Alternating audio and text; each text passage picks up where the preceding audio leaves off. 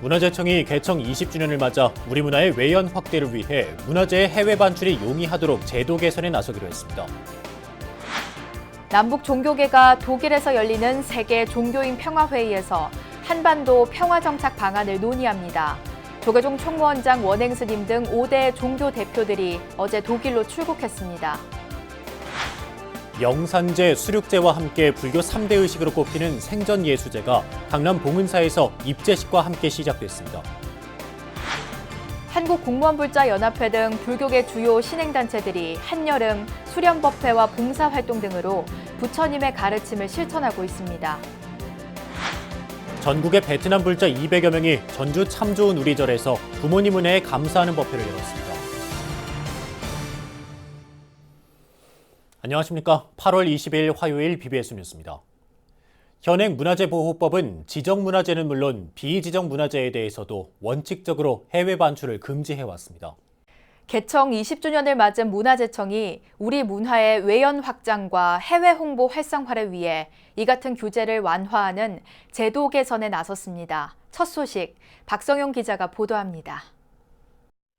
불교계 성보문화재를 비롯해 상당수 일반 동산문화재의 해외 반출은 문화재보호법상 엄격하게 금지돼 있습니다. 소중한 문화재 보호가 우선이기 때문입니다. 그러나 문화 강국으로 격상되고 세계 곳곳에서 우리 문화의 우수성을 적극적으로 알리는 홍보의 필요성이 제기되면서 이 조항은 규제 조항으로 손꼽혀왔습니다. 해외 반출을 하려면 문화재청과 관세청에 별도로 신청을 해야 하는 등 제도 개선 요구가 제기된 것입니다. 개청 20주년을 맞은 문화재청이 이 같은 논란을 해소하기 위해 팔을 걷었습니다. 일반 국민들이 50년 이상의 물건을 모두 일반 동산문화재로 오인하는 현상이 발생을 해서 명확히 규정할 필요성이 제기되어서 제도 개선을 하게 되었습니다.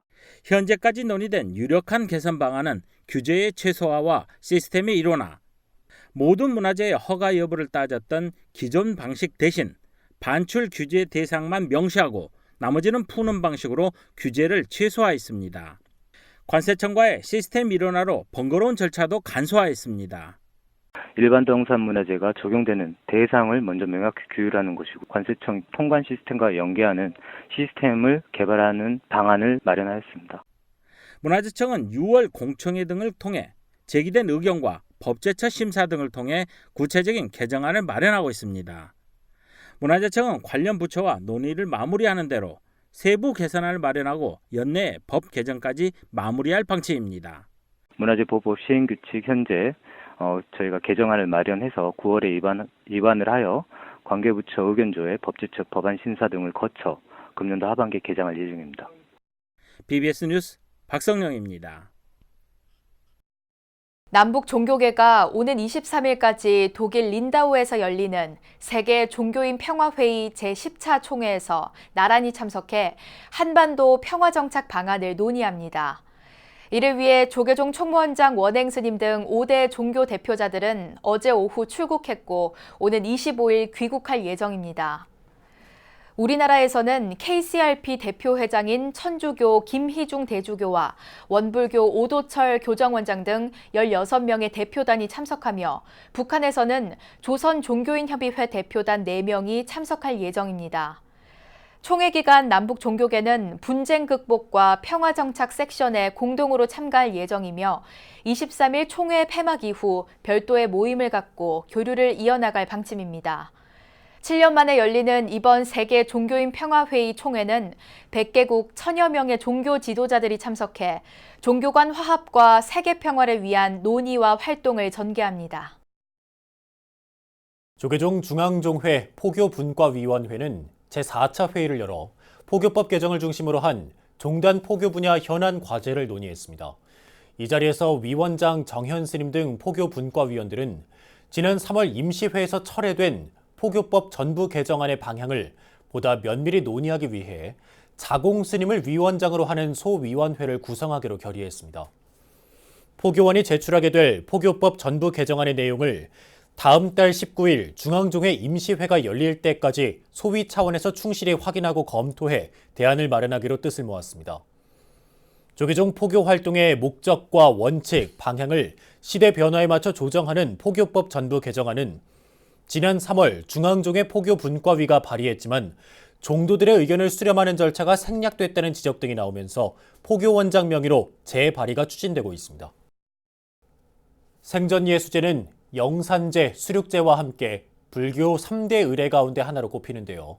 전국 대부분 사찰이 주로 윤달에 봉행하는 이 생전예수제를 서울 봉은사는 해마다 열면서 수행 프로그램이자 전통문화 행사로 발전시켜 나가고 있어 주목됩니다. 보도에 류기환 기자입니다. 살아있는 동안의 업장을 소멸하기 위해 제를 올리는 의식 생전예수제.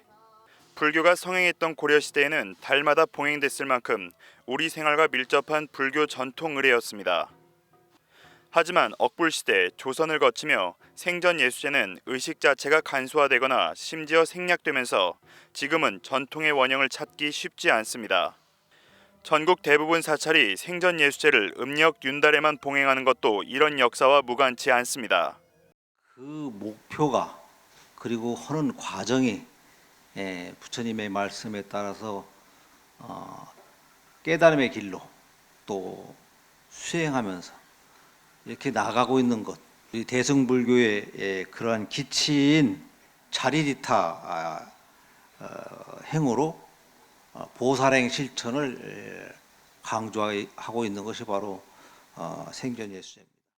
생전예수제를 처음 실행한 도량으로 알려진 서울 봉은사에서는 불교 전통문화 계승에 앞장서는 차원에서 전통 의례를 살리면서 해마다 생전예수제를 엄수하고 있습니다.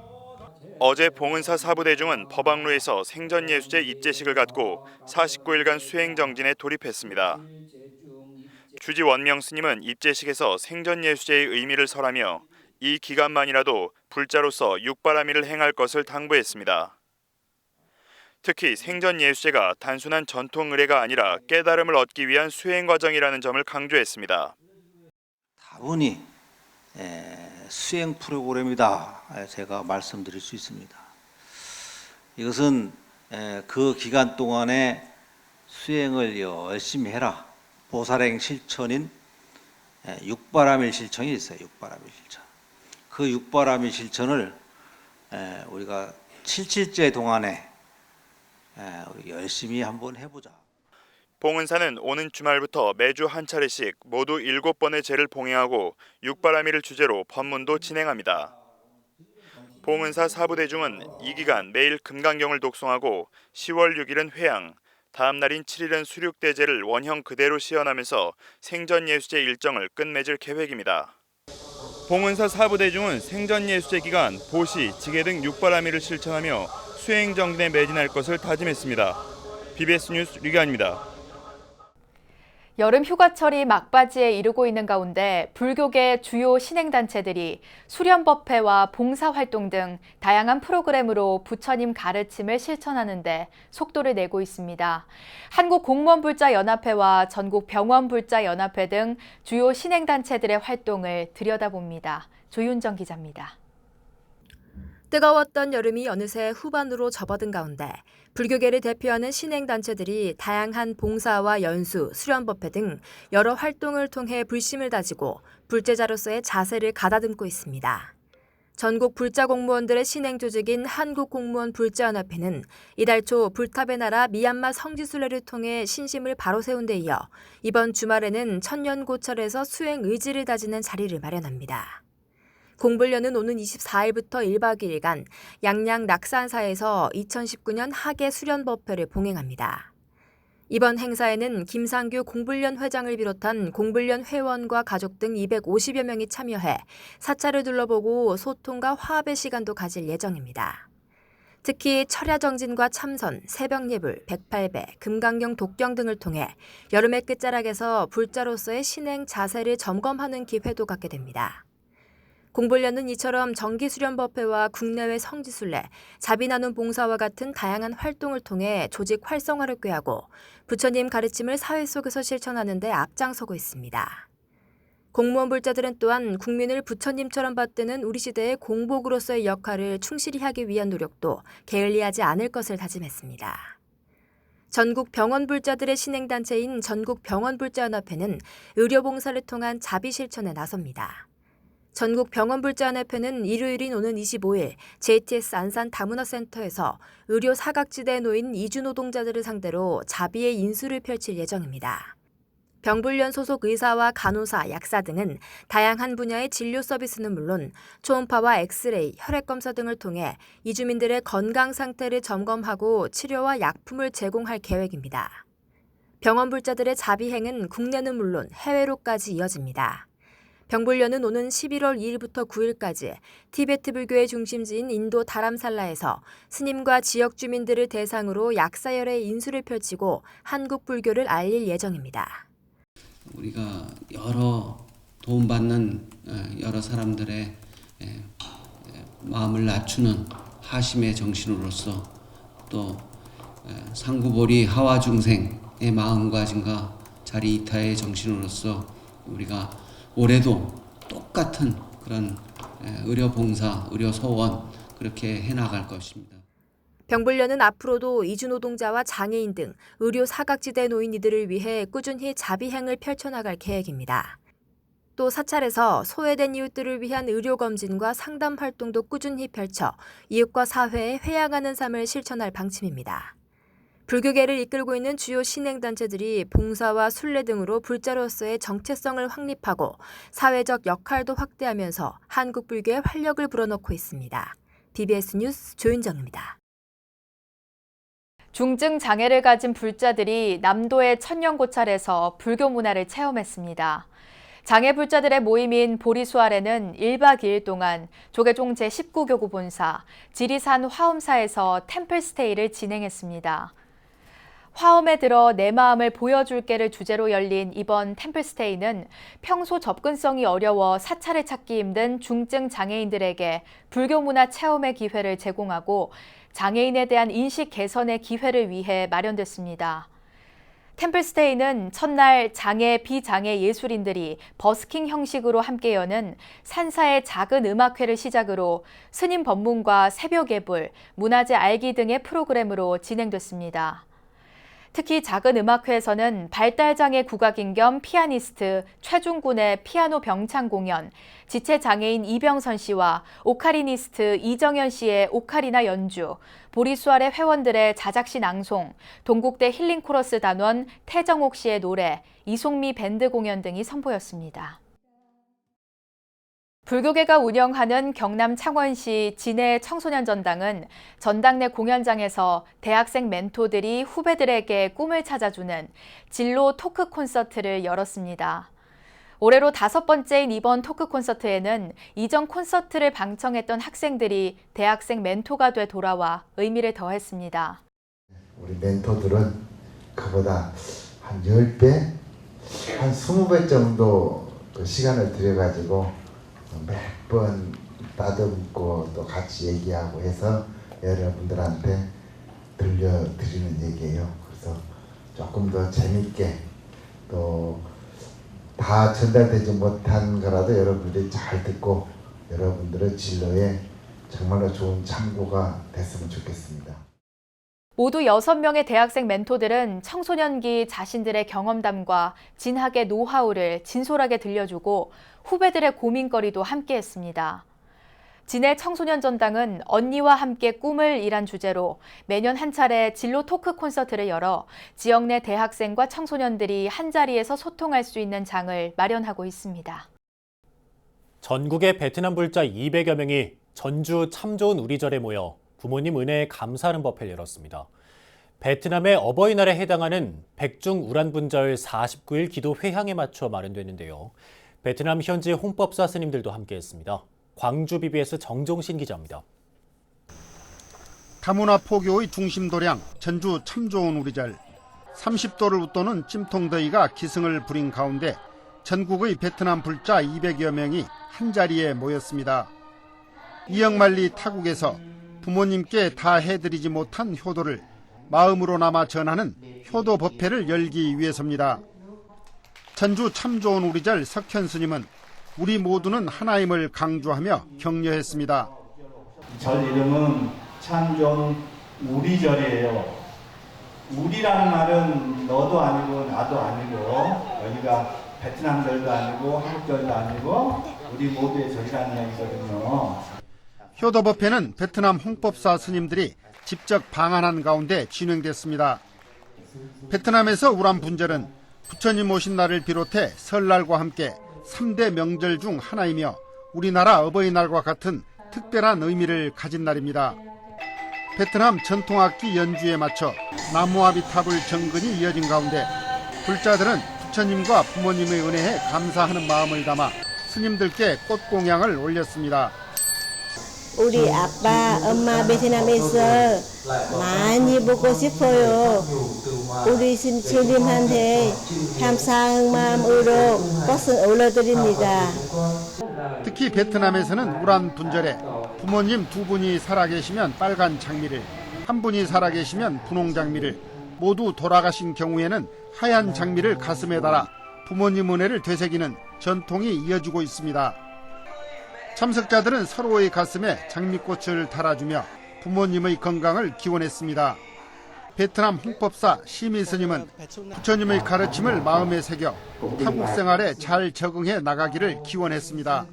제한 베트남 신도님들이 생활하면서 부처님 가르침 속에 잘 실천하니까 살아가는 것 좋겠습니다.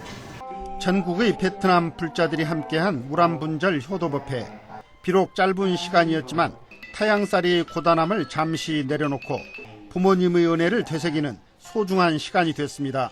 BBS 뉴스 정종신입니다. 사찰에서 행해지던 전통 불꽃놀이인 낙화를 주제로 한 축제 한마당이 펼쳐졌습니다. 세종 영평사는 대웅보전 앞마당에서 영평사 주지의 환성스님을 비롯해 세종 지역 스님들과 불자들, 이춘희 세종시장 등 세종 시민들이 참석한 가운데 제4회 낙화 전통문화축제를 봉행했습니다. 특히 축제에서는 전통 국악이 공연되는 가운데 대웅보전 앞마당에서 점화된 불꽃들이 떨어져 내리면서 장관을 연출했습니다. 낙화는 오랜 옛날부터 사찰에서 전승되어 온 불꽃놀이로 조선 후기에 민간으로 흘러들어가 민속놀이로 정착됐고 그동안 세종시에서는 영평사 주지 환성스님을 중심으로 오래전부터 낙화의 원형이 보존돼 왔습니다. 독일 출신 아날라요 스님이 마음챙김 명상에 관해 쓴 3번째 책이 우리말로 선보였습니다. 빨리 원전 니까야에 기반해 여러 수행들 간의 균형을 강조해온 책인데요. 또 도올 김용욱 선생은 반야심경 해설서를 펴냈습니다. 김봉래 기자가 소개합니다. 스리랑카에서 구족계를 수지한 뒤 미국 매사추세츠주 바레 불교 연구센터에서 연구와 수행에 매진하고 있는 독일 출신 아날라요 스님이 쓴 아날라요 비구의 마음챙김 확립수행. 이 책은 마음챙김과 관련해 주석서가 아닌 니까야 원전을 종합적으로 검토하고 있고 실천을 유도하는 실용적인 접근을 하고 있다는 점에서 주목받고 있습니다. 아날라요 스님은 제1장 첫머리에서 어떤 마음챙김의 확립수행이든지 그것을 위해 반드시 필요한 기반은 마음챙김이 실제로 무엇인지를 분명하게 이해하는 것이라고 밝히고 있습니다. 그러면서 니까야의 가르침들은 분명히 개념들을 현명하게 사용하도록 고무한다고 지적하고 있습니다. 개념이 수행에 유용한 도구가 될 수 있다는 얘기입니다. 예컨대 이 사티라는 개념을 이해하지 못하고 그것에 대해서 깊게 생각하지 않고서 사티 수행을 할 것이라는 그런 가능성은 거의 희박하다고 그렇게 볼 수가 있습니다. 그래서 결론적으로 생각이나 개념은 열반에 이르는 동안 유용하게 우리가 사용할 수 있는 툴, 도구, 뗏목이라고 볼 수가 있겠습니다. 몸과 마음에 일어나는 현상의 생멸을 즉각적으로 알아차리는 사념초 수행을 통해 왜곡된 인식과 만나게 되고 통찰을 개발하게 된다고 말하는 아날라요 스님은 수행 덕목 간의 균형을 중시하고 있습니다. 스님은 삼매와 통찰이 함께 상보적으로 이루어져야 한다면서 흔히 평정으로 번역되는 우백가도 균형이라는 단어로 번역하고 있습니다. 고요와 통찰 이 두 개가 균형이 잡혀야 합니다. 부처님께서는 이 두 개가 동시에 상보적으로 작용한다라고 이렇게 말씀하셨습니다. 열반이라는 것은 어느 측면에서는 균형, 그 균형이 극에 이른 그런 상태라고도 말할 수 있기 때문에 균형은 수행에서 아마도 가장 중요한 요소 중에 하나이라고 생각할 수가 있습니다. 아날라요 스님은 명상에 대한 가르침을 담은 오디오 파일도 출판해 독자들이 무료로 다운로드해 책과 함께 활용하도록 했습니다. 도울 김용옥 전 교수가 쓴 반야심경 해설서 20살 반야심경에 미치다. 앞서 금강경 해설서를 냈던 김용옥 교수는 50년 전 천안 광덕사에 단기 출가했을 때 한문 반야심경을 처음 발견했을 때의 충격을 소개하며 이제 반야심경을 해설함으로써 50년 동안 불교의 진빚을 갚으려 한다고 심경을 밝히고 있습니다. BBS 뉴스 김봉래입니다. 도심 속 나무와 숲이 미세먼지를 흡수하고 여름의 한낮 기온도 크게 낮춰준다는 사실, 그간의 많은 연구 결과들이 증명하고 있는데요. 서울 마포구가 지방자치단체로는 처음으로 오는 2027년까지 관내 500만 그루의 나무를 심어 공기청정숲을 만들겠다고 발표했습니다. 배재수 기자입니다. 나무 한 그루를 도심 속에 심으면 연간 약 36g의 미세먼지를 잡을 수 있습니다. 또 여름의 한낮 기온을 최대 7도가량 낮추고 폭염 사망률도 18%가량 줄일 수 있다는 연구 결과도 있습니다. 서울 마포구가 도시숲을 미세먼지와 도심 폭염의 해법으로 보고 앞으로 약 10년 동안 관내 곳곳에 500만 그루의 나무를 심기로 했습니다. 2027년까지 마포구 곳곳에 500만 그루의 나무를 심어 미세먼지를 줄이고 도심 온도를 낮춰 구민이 마음 편히 숨쉬고 생활할 수 있는 친환경 도시로 가꾸겠습니다. 마포구는 이를 위해 예산 1,580억 원을 들여 공동체 나무 심기와 가로녹지 확충 사업, 생활권 공원 녹지 확대와 민간 나무 심기 등 4개 핵심 전략을 추진합니다. 구는 또 미세먼지 저감 효과가 우수한 수종을 선택해 장기 미집행 공원과 학교 통학로, 아파트 단지 등 다양한 숨은 땅을 찾아내 나무를 심는다는 계획입니다. 특히 시내 횡단보도 앞에 설치된 인공 그늘막 대신 나무를 심는 그늘목으로 대체하거나 함께 운영하기로 했습니다.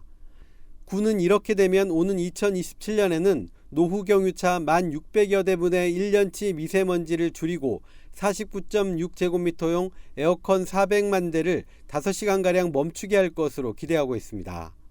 이와 함께 어른 350만 명이 1년 동안 호흡할 산소와 나무 심기 일자리도 약 50만 개가량 생길 것으로 내다봤습니다. 다만 500만 그루의 나무는 서울시가 지난 3월 발표한 3천만 그루 나무 심기 정책의 연장선에서 배정받거나 뜻있는 시민과 단체들의 기증을 받는다는 방침입니다. 나무 은행을 저희 마포구에 만들어서 나무 기부도 받을 것이고요. 그 자발적으로 구민이 내 나무를 심겠다라고 요청을 하면 저희가 그 구민이 나무를 심을 수 있도록 안내도 해주고 장소를 제공해 주는 거죠. 자치구 전체를 공기청정숲으로 만들겠다는 마포구의 계획이 전국적인 숲 조성의 모범 사례로 남을지 주목됩니다. BBS 뉴스 배재수입니다.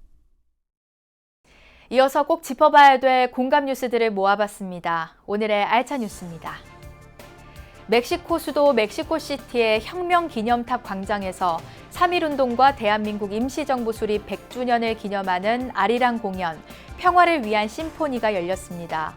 특히 아리랑 공연에는 멕시코 관객 7천여 명이 함께해 한국과 멕시코 음악가들이 협연으로 만들어낸 아리랑을 감상하고 박수를 보냈습니다. 한국 현대사의 비극적 사건인 제주 4.3 주요 유적지를 국가등록 문화재로 승격 지정하는 방안이 추진됩니다. 제주도는 잃어버린 마을 고늘동터를 비롯한 4.3 주요 유적지를 오는 2024년까지 국가등록 문화재로 승격 지정하도록 추진할 예정이라고 밝혔습니다. 문화재청 국능유적본부는 경복궁 지복제에서 다음 달 4일부터 한 달 동안 왕실 문화 강좌와 왕실 의료 특강을 진행한다고 밝혔습니다. 연구자들은 태종비 원경왕후와 중종계비 문정왕후, 고종비 명성왕후에 대한 이야기를 들려줄 예정이라고 문화재청은 전했습니다.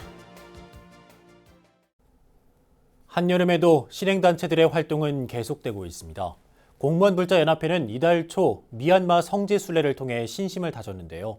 이번 주말엔 낙산사에서 하계 수련법회를 갔습니다. 병원불자연합회도 주말에 안산 다문화센터를 찾아 이주 노동자들을 치료해줄 예정인데요. 의사와 간호사, 약사 모두가 참여한다고 합니다. 신행단체들의 순례와 봉사가 우리 불교에 큰 힘이 되고 있습니다. 네, 이상으로 8월 20일 화요일 BBS 뉴스를 마칩니다. 여러분 고맙습니다.